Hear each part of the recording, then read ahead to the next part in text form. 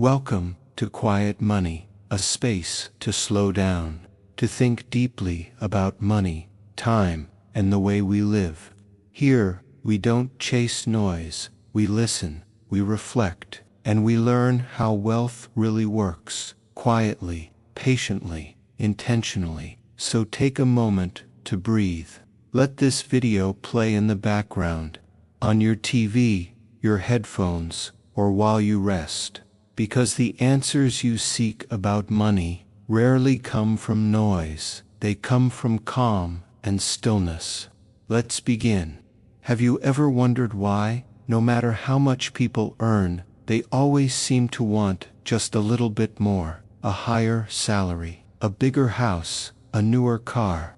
It's as if the finish line keeps moving, always just out of reach. We chase wealth thinking it will bring peace. But often, the more we chase, the further peace seems to go. In a world that celebrates growth and ambition, the idea of enough feels almost rebellious. But what if enough isn't about stopping? What if it's about finally arriving? This is the quiet psychology of enough, the art of knowing when the pursuit of more begins to take more than it gives. For most of human history, survival meant having more food, more resources, more protection. Our ancestors lived in scarcity, and their instincts became ours. Even now, in a world overflowing with abundance, our minds still whisper the same old warning: what if it runs out? That's why, even when we have enough, it rarely feels like enough. We upgrade our lifestyles as our incomes grow. We compare our progress to others, and our sense of satisfaction resets like a clock that never stops ticking. Psychologists call this the hedonic treadmill. It's the reason we adapt so quickly to new comfort and then crave the next one. A raise feels amazing. For a few weeks, a new car feels exciting, until it becomes ordinary, and the cycle continues, faster, louder, emptier. So, if our biology and culture both push us toward more, how do we ever reach enough? To understand enough, we must first understand what it is not. Enough is not a number. It's not a fixed amount in your bank account. It's a state of mind, a relationship with time, money, and meaning. The problem is, we often measure success by comparison. If your neighbor earns more, you feel behind. If your friend travels more, you feel stuck. Comparison quietly transforms gratitude into scarcity. But enough begins where comparison ends. Let's imagine two people. The first earns a fortune, but spends their days anxious, trapped by obligations and expectations. The second earns modestly, lives simply, and feels free. Who is richer? Real wealth isn't about accumulation, it's about alignment. When your needs, values, and lifestyle move in harmony, you begin to feel content. That is the essence of enough. We can think of enough like a quiet line drawn in the sand. Before that line, you are building stability, saving, learning, creating. But once you cross it, more money doesn't increase happiness, it only adds noise. The danger is that most people never define where that line is. They chase more by default, and in doing so, they trade time, peace, and purpose for things they didn't truly need. The irony is profound. We work hard to earn freedom, but often become prisoners of the very wealth we build. The psychology of enough asks a different question, not how can I have more, but how much is enough to live the life I want, peacefully. When you find that answer, your relationship with money transforms. It stops being a race and becomes a rhythm. Enough is not about rejecting ambition. It's about redefining it. It's the moment when you realize that growth doesn't always mean expansion. Sometimes it means depth. The tree doesn't reach higher without deepening its roots. And wealth, too, must grow inward before it can grow outward. Patience, gratitude, simplicity, these are quiet forms of wealth that rarely appear on balance sheets but determine how rich life truly feels. Because what's the point of earning more if you're too busy to enjoy what you already have? What's the purpose of freedom if you're constantly chasing the next milestone? There's a peace that comes when you learn to rest between achievements, when you no longer measure life by how much you've gained, but by how deeply you've lived. The slow, steady rhythm of financial independence is not about withdrawal from life, but immersion. You stop rushing. You start noticing. You begin to see that wealth is not about having, it's about being. Being calm, being intentional, being free from the noise of more. That's why the richest people are often the quietest, not because they have nothing to prove, but because they've stopped playing the game altogether. Consider the story of two travelers. Both set out to climb a mountain. The first rushes upward, desperate to reach the peak before sunset. The second moves slowly, resting, breathing, noticing the changing light on the rocks. They both reach the top, but only one remembers the journey. Money works the same way. The destination matters, yes, but the way you walk, how you spend your time, what you notice, what you value, that's where the real treasure is. The psychology of enough is learning to walk slower, to understand that life's richest moments are rarely the ones you can buy. A quiet morning, a conversation that lingers, the feeling of calm when your bills are paid and your mind is clear. That is wealth, silent, invisible, real. We live in an economy that depends on dissatisfaction. Every ad, every trend, every notification whispers the same message. You're missing something. But what if you aren't? What if you already have everything you need, and the only thing missing is the awareness of it? When you learn to see enough, you begin to see abundance everywhere. In time spent with loved ones, in work that gives meaning, in quiet days without urgency. True financial freedom isn't the moment you can buy anything, it's the moment you realize you don't have to. Enough isn't the end of ambition, it's the beginning of wisdom. It's the calm realization that happiness grows not from more, but from meaning.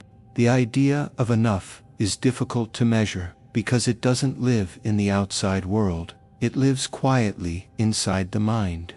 Two people can have the same income, the same savings, even the same opportunities, and yet one feels abundant while the other feels deprived, not because of numbers, but because of expectations. Expectations are the invisible currency of our financial lives. They determine whether we feel rich, poor, or somewhere in between. And the strange truth is that expectations tend to grow faster than income. When you earn more, you expect more. When you improve your lifestyle, you adjust to it, and once you adjust, it becomes the new baseline. Anything below that feels like loss. Anything above it becomes the next goal. This is why enough is rarely found in the pursuit of more, because the mind is always moving the finish line. The psychology of enough invites us to pause and notice that movement, to question it gently, to ask ourselves, where did this idea of more come from, and who am I becoming by chasing it? Sometimes the chase isn't even yours, it comes from comparison, from a neighbor, a friend, a stranger online, from a lifestyle you never asked for, but somehow adopted. Comparison is a powerful thief, not of money, but of perspective. It convinces you that your life is missing pieces that were never meant to be part of your puzzle. The mind tells you, if I just had this, I'd be fine. If I could earn a little more, I'd feel secure. If I could buy this one thing, I'd finally relax. But enough is not reached by adding more. It is reached by subtracting noise, by understanding the difference between what matters and what merely distracts. There's a quiet truth in money that few people talk about.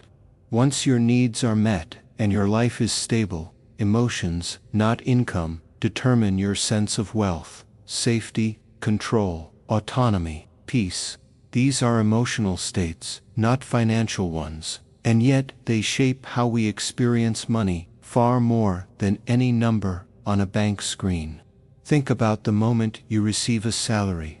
The number itself doesn't make you feel safe. It's the meaning you attach to it, the story you tell yourself, the belief that you can handle what life brings. This is why some people feel wealthy at $40,000 a year and others feel anxious at $400,000. Their internal baseline is different. Their emotional relationship with money is different. Their definition of enough is different. Enough is a boundary, not a destination, a gentle decision that says, I have what I need to live well, and the rest is optional.